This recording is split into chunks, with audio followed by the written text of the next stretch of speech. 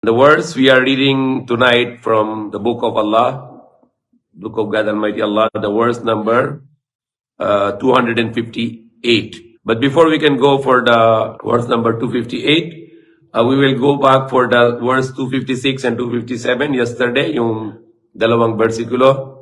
La ikraha fid din, there is no compulsion in religion. Walang pilitan sa reliyon. Hindi katulad ng yung mga Spanish papunta sa Pilipinas, tapos pilitan nila para yung maging Muslim na, dati yung mga Muslim dito sa Pilipinas, maging Kristiyano. Pilitan nila na, kung hindi kayo na maging Kristiyano, papatayin kita. Yun na ginawa ng mga Spanish. Dahil dati lahat ng tao sa bansa ito, Muslim. Walang Christian kahit isa. Yung pinakaunang Kristiyano papunta sa bansa ito, si Magellan, Ferdinand Magellan. Siya yung unang Kristiyano. Dati lahat Muslim sa Luzon, Visaya, Mindanao. At yung pangalan ng bansa ito, Maharlika. Hindi Pilipinas. Yung Pilipinas galing sa pangalan ni King Philip, yung hari ng Castilla, hari ng Spanish.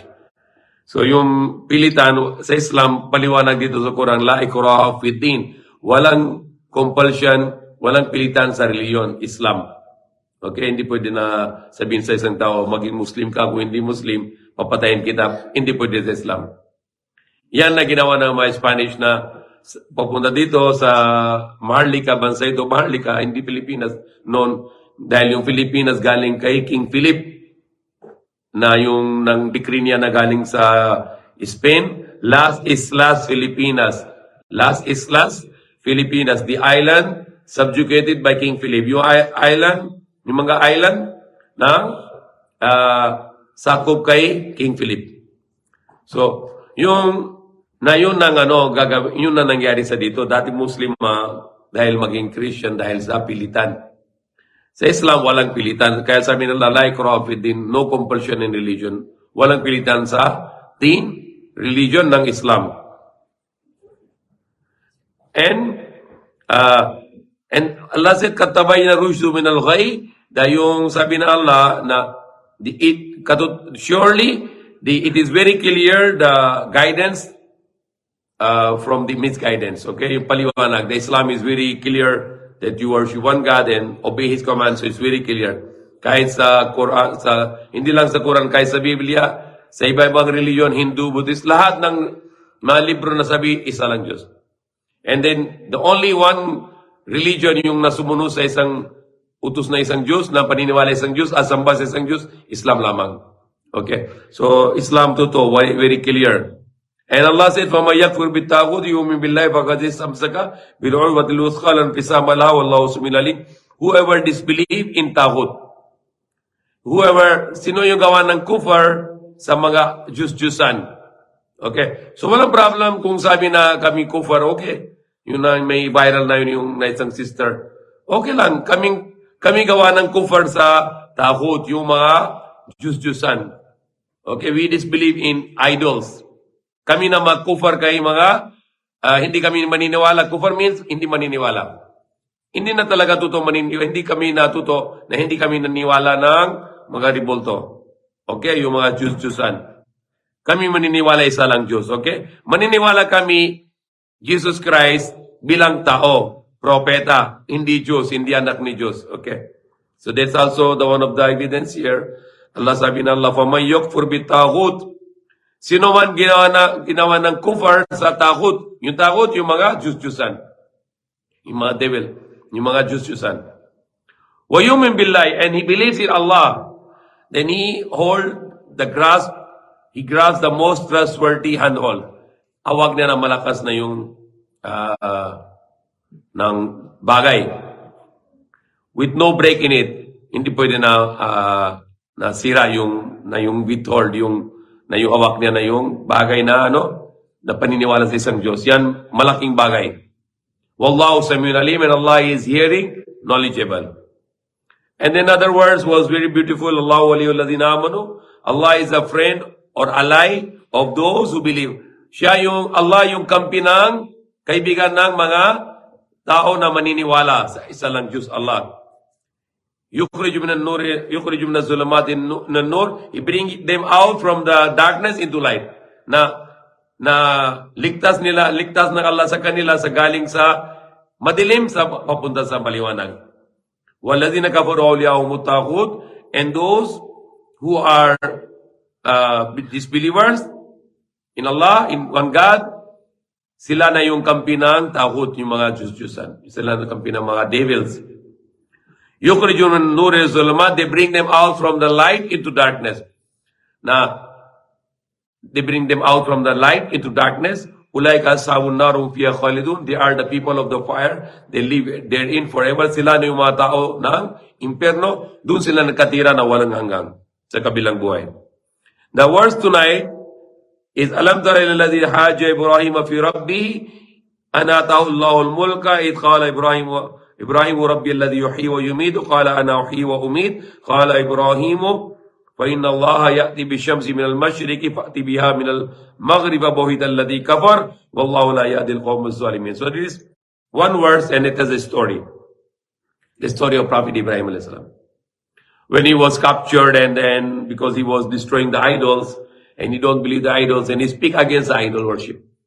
Yung si Abraham na lagi siya nang sabi sa tao, huwag na kayo nasamba sa ribolto. At durugin niya yung revolta sa temple nila. So he was with the king and the king was debating with him. And he was preaching to the king to worship one God. So sabi ng Allah, have you not seen the Ibrahim when he was arguing regarding his Lord, regarding Allah? And to him he was making the argument, siya yung isang king, hari. Nimrud pangalan niya.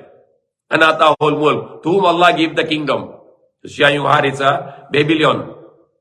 Pangalan niya Nimrud. Siya yung hari sa Babylon. And sabi ng Ibrahim ko sa kanya, my Lord is the one who give the life and give the death. Okay? Sabi niya yung Panginoon ko, si Allah, siya yung bibigyan ng buhay at siya yung bibigyan ng kamatayan. Siyempre, yung lahat ng buhay galing sa kanya. Pati yung si Nimrud, siya din yung buhay galing kay Allah subhanahu wa ta'ala. But he is nothing believing, so he tried to smart. Sabi niya, Kala na huy umid. Yung sabi ng hari, yung Nimrud, I am the one giving the life and death. But hindi totoo. So ginawa niya, dalawa yung tao sa kulong. Patayin niya isang tao, tapos yung isang tao, sabi na, sige, labas na. So he's trying to argument. But, of course, kung gusto niya buhay yung patay, hindi siya gagawin. Okay? And kung gusto niya na yung kahit isang tao na buhay ka, hindi na gagawin. Dahil lahat ng tao buhay, galing sa Allah. Lahat ng likha ng mga bata, likha ng Diyos, Allah. Hindi siya likha.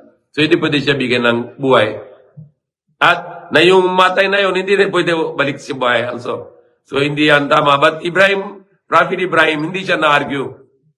Hindi siya na-argue sa kanya na itong topic. Sabi niya, tanong niya sa counter question. Sabi niya, Qala Ibrahimu, wa inna Allah yati bi syamsi min al-masyriqi fati biha min al-maghrib. Ano sabi ni Ibrahim? Yung Diyos ko, Allah, yung Panginoon ko, galing yung araw sa east. Kung ikaw, Diyos, labas mo dito sa maghrib na yun. Katulad yung patay na yun, pwede ka buhayin. Hindi.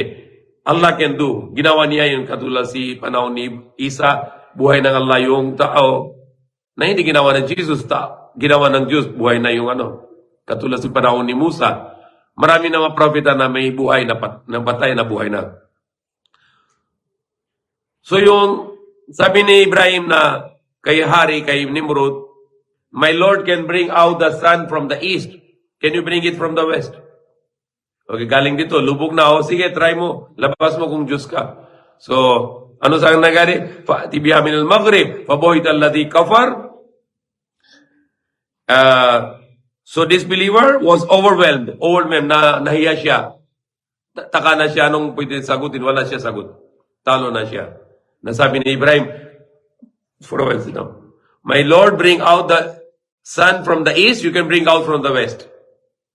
Na yung Diyos ko na galing dito yung araw, pwede ka dito na lang galing sa lubog. Dito na lang galing yung at sikat ng araw na yun. So hindi siya nasagot dahil talo na siya yung kay debate kay Prophet Ibrahim alayhi salam. Wallahu la yahdil qawm zalimin, and Allah guides not those who are wrongdoers, those who are yung mga madaya. So that was the words about the debate with Prophet Ibrahim. Prophet Ibrahim yung siya yung prophet na yung durugin niya na lahat ng mga revolto sa panahon niya. Tapos tanong niya yung tao sa kanya, bakit nadurog ka na yung Diyos namin? Sabi niya, hindi ako durog, yung malaking Diyos mo, ninyo, yung malaking yung revolto. Tanong mo sa kanya, siya yung siguro durugin. Tapos sabi ng mga tao, hindi na sila salita. Bakit hindi na sila marinig, hindi sila salita? Bakit magsamba ko sa kanila kung hindi sila na marinig? If they are not listening and they are not hearing you, and they are not talking with you, they are not answering you, then why you worship them? So they were not, they cannot answer. So ano gusto nila? Sunugin kay Prophet Ibrahim. They want to burn Prophet Ibrahim in the fire. They collected the wood for 40 days, and they make a very big fire, and they throw the Ibrahim in middle of this fire. But Allah protected the Prophet Ibrahim.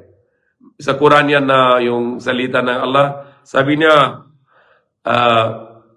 Qulna ya naru kuni bardan wa salamun ala Ibrahim. We say to, O fire, be cool and peace be upon Ibrahim. So kahit na pasok siya dun sa apoy, si Prophet Abraham, hindi na siya sunog dahil utos ng Allah kay apoy, wag na sunugin kay Ibrahim at maging malamig at maging kapayapan kay Prophet Abraham. So that was one of the great miracle of Prophet Abraham, that kahit doon natapon nila kay Prophet Abraham sa apoy, hindi siya na sunog. So that was very important topic for tonight, about the story of the short story of Prophet Ibrahim. Tomorrow we have another story to come, 259. It's about Uzair, who was dead, and then Allah make him alive after 100 years. And to whom also the Mahudyo na they believe him he was son of God, which is hindi pwede. Si Diyos walang anak. Like Allah said, وَقَالَتِ الْيَهُودُ Uzair ibn Allah, وَقَالَتِ النَّصَارَى Masih ibn Allah. The Jews said that Uzair Isra, son of God, and then the Christians said that Jesus, son of God. Wala. Sabi ng Allah, si Diyos walang anak. Lam yalid walam yulad, hindi nakanak at hindi pinanganak. I have a question here in the front. Dante Jimenez, Abraham is third worshipper. It's in the Quran, yes. Abraham was only one God worship. It's in the Quran. And the Quran has lots of respect for Prophet Abraham because even the Prophet Muhammad sallallahu doon sa Quran sa Allah, sabi ng Allah, si Prophet Prophet Muhammad was also following the religion of Abraham. Kami lahat Muslim. Sumunod kay religion ng Ibrahim na isa lang Diyos yung nasamba si Prophet Abraham. Okay? So nasa Quran, marami story ng Prophet Abraham, Prophet Moses, Prophet Jesus, at iba-iba prophet na doon sa Quran, mga stories. So Prophet Ibrahim is like forefather of Prophet Muhammad because Prophet Abraham is a son Ismail from Hagar, and from there the Prophet Muhammad was born. And Prophet Jesus was born from Sarah, and from Sarah the son was Isaac, and the Isaac is son Jacob, which is Israel, and from there the 12 tribes of Israel. And from Isaac and Jacob, the Prophet Jesus, Moses, Zachariah, Yahya, Solomon, David, all born there. So if you can see the origin, yung kagalingan ni Prophet Muhammad at si Jesus kay Abraham. Lolo nila Abraham. Okay? So in that case, they are in cousin generation. Hindi sila cousin, but they are from the cousin generation because Prophet Muhammad is from the children of Ismail, and Prophet Jesus from children of Isaac. So in Isaac and Ismail are the cousin because they are the brothers. So their children will be cousins. Because the Prophet is Ismail, son of Abraham, from Hagar, the wife Hagar, and then Prophet Isaac from wife Sarah, son of Abraham. So Ibrahim and Ismail and Isaac are brothers. So their children are cousins. That's why Prophet Jesus and Prophet Muhammad from Isaac and Ismail, so they are cousins in generations, okay? So we love Prophet Jesus as our prophet. Not God, not son of God. Si Jesus, tao, propeta, alipin ng Diyos.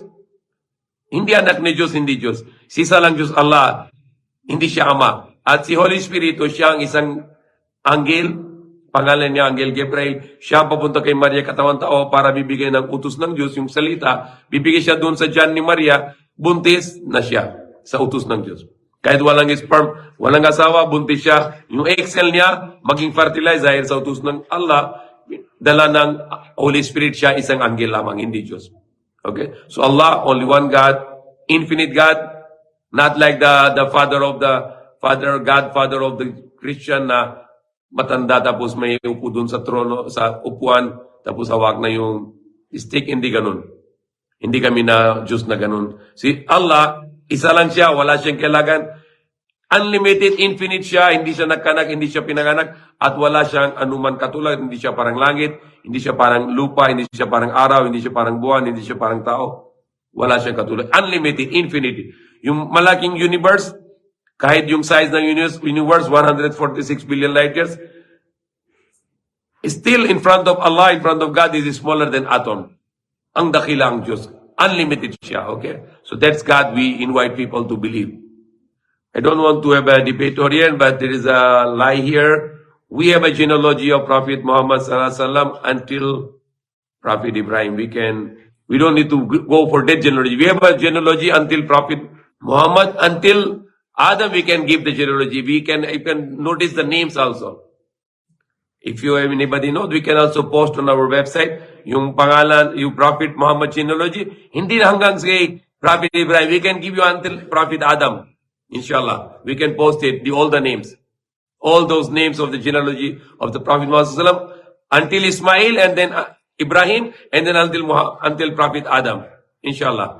Okay? So we just don't talk, but we can prove it, inshallah. Sir, paano magbalik sa Islam ang mga kapatid ko, ang kanilang mga... Okay. Their wives are your brothers, then yung mga asawa nila, yung mga kapatid mo na they're what I understand in Tagalog, na their wives are Christian, so you can dawa to them, you guide them to them and their wives, okay, to your brothers and your wives, and try to bring them to Islam and pray to Allah that Allah guide them. Okay, so now we can, Assalamu alaikum, until tomorrow at 8 p.m. May Allah guide us. Amin. Alhamdulillah bil alamin.